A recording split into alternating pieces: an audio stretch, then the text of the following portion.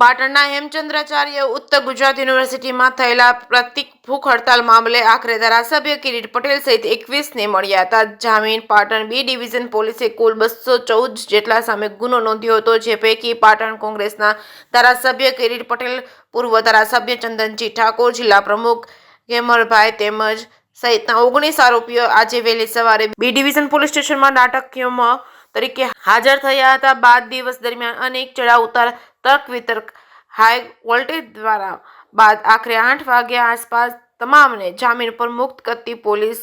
દિવસ દરમિયાન કોંગ્રેસના આગેવાનો તેમજ બનાસકાંઠાના સાંસદ જ્ઞાનીબેન ઠાકોર રહ્યા હતા હાજર। જે કેસની ગુજરાતી સાથે મનુ ઠક્કર, રાધનપુર। કિરીટભાઈ, આજે સવારે તમે 6 વાગે હાજર થયા બાદ દિવસ દરમિયાન જે રીતે હાઈ વોલ્ટેજ ડ્રામા થયો, અત્યારે જામીન પર મૂક્યા, શું આખી હકીકત છે? જો કોઈ હાઈ વોલ્ટેજ ડ્રામા થયો નથી। 2 દિવસ પહેલા અમારા વિરુદ્ધમાં જે ગુનો નોંધાયો, મેં ચંદનજી અને ગેમરભાઈ દેસાઈએ આગોતરા જામીન અરજી એ નામદાર સેશન્સ કોર્ટની અંદર રજૂ કરી હતી।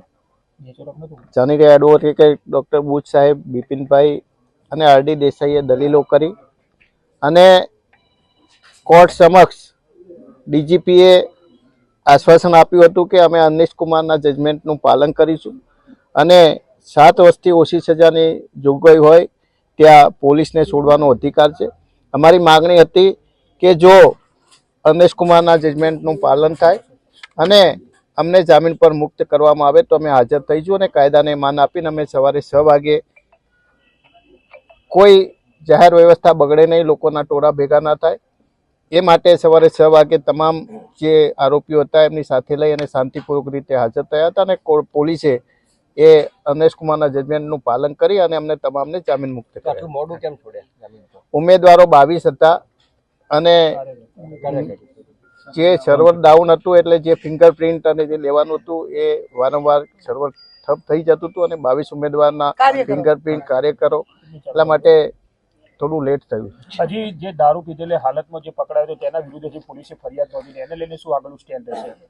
જો શિક્ષણના ધામની અંદર જે રીતે ગુજરાતની અંદર સદંતર દારૂ વેચાય છે અને હવે દારૂના બદલે ડ્રગ્સ વેચાઈ રહ્યું છે, વિદ્યાના ધામની અંદર અને હેમચંદ્રાચાર્ય જેવા મહાન જૈનાચાર્યના નામે જોડાયેલી યુનિવર્સિટીની અંદર આ ચાલી શકે નહીં। રાજ્યના ગૃહમંત્રી પણ જૈન છે અને કોઈ ચમરબંધીને છોડવાની વાત કરે છે કે અમે કોઈ ચમરબંધીને છોડતા નથી। મીડિયાના માધ્યમથી મારે કહેવું છે કે યુનિવર્સિટીના સત્તાધીશોએ આ ચમરબંધીને પકડીને પોલીસ સ્ટેશને આપ્યો હતો। આ ચમરબંધીએ ખોટા અધિકારી હોવાની ઓળખ આપી હતી, ગાડી ચડાવી દેવાની એક અધ્યાપક ઉપર કોશિશ કરી હતી, પણ શા માટે આ ચમરબંધીને છોડવામાં આવ્યો છે અને શિક્ષણના ધામની અંદર જૈનાચાર્ય જેવા જૈન મુનિના નામે સંકળાયેલી આ યુનિવર્સિટીના વિદ્યાર્થીઓના હિત સાથે શા માટે ચેડો કરવામાં આવે છે, એનો જવાબ હર્ષ સંઘવી માનનીય ગૃહમંત્રી આપે। કોંગ્રેસ દ્વારા કોઈ કાર્યક્રમ આપવામાં આવશે? જો આગામી સમયની અંદર હજુ પણ યુનિવર્સિટીની અંદર જે ભ્રષ્ટાચાર ચાલી રહ્યો છે, જે રીતે ખુલ્લેઆમ દાદાગીરી ચાલી રહી છે, યુનિવર્સિટીની અંદર 4 વાર દારૂ પકડાય, એ બાબતે કોઈ કાર્યવાહી નહીં થાય અને ખરેખર સરસ્વતીનું ધામ એ સરસ્વતીનું ધામ નહીં બને તો આગામી સમયની અમે ડીજી ઓફિસમાં કે ગુજરાતની ઉત્તર ગુજરાતની જનતાને સાથે લઈને આયોજનપૂર્વકના આંદોલન કરીશું।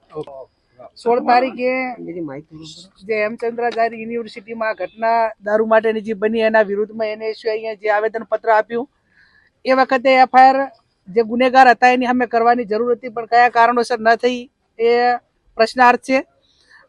અમારા બંને આગેવાનો, ભાઈ મહિપાલભાઈ હોય, ભાઈ 4 આગેવાનો, ભાઈ પ્રમુખ છે, કિરીટભાઈ છે, ચંદનજી છે, એ કાયદાને માન આપીને એ શાંતિમય વાતાવરણની અંદર જ જે વખતે ઘટના હતી એ ટાઈમે પણ એમનો કોઈ રોલ નહોતો, છતાં પણ આજ સવારે જ સામેથી હાજર થઈ અને કાયદો અને વ્યવસ્થા જળવાઈ બંધારણને માન આપીને હાજર થયા છે। પોલીસે એમને જે જામીન આપવા માટેની જે નિયમો પ્રમાણેથી પાત્રતા હતી એ પ્રમાણે એમને જામીન આપ્યા છે।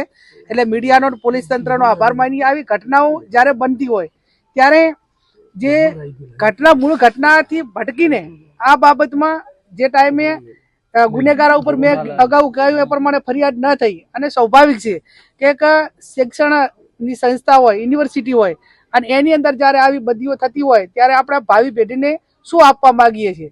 યુનિવર્સિટી એટલે કઈ નાની વસ્તુ નથી. ત્યાં દીકરીઓ કેટલી બધી અભ્યાસ કરતી હોય, પણ એના બાબતમાં પણ અત્યારે મેં વાત એસપીને કરી છે અને આવનાર સમયની અંદર આવી ઘટનાઓ ન બને એના માટે કરીને સમાજે જાગૃત થવું પડે, વહીવટી તંત્રએ, અને જે પ્રમાણે અમારી એક જવાબદારી છે એ જવાબદારી કાયમી નિભાવી છે ને આવનાર સમયમાં નિભાવશું. આપે પણ સૌએ સાથ સહકાર આપ્યો એ બદલ આપ મીડિયાનો પણ આભાર. ત્યારે અમારી મૂળ વાત બંને વકીલોની એવી હતી, કોર્ટમાં બી પોલીસ સ્ટેશનમાં બી, અને અમારો મૂળ આગ્રહ એવો હતો કે આ કિરીટભાઈ અને બીજા જે 22 જણા આજે પોલીસ સ્ટેશનમાં સવારના હાજર થયા, એટલે NS કુમારના સુપ્રીમ કોર્ટના જે જજમેન્ટ છે 2014ની, એમાં જે ડાયરેક્શન આપવામાં આવેલા એ ડાયરેક્શનનો અમલ કરો અને અમને પોલીસ સ્ટેશનમાંથી જામીન ઉપર છોડો, એ જ અમારી માંગણી હતી અને સવારે પોલીસે એને સ્વીકારી છે અને અમને જામીન ઉપર છોડવાનું મુક્ત કર્યાનો હુકમ કરી દીધો છે. એ લોકો એટલે જામીન ભરવાની પ્રક્રિયા ચાલુ છે.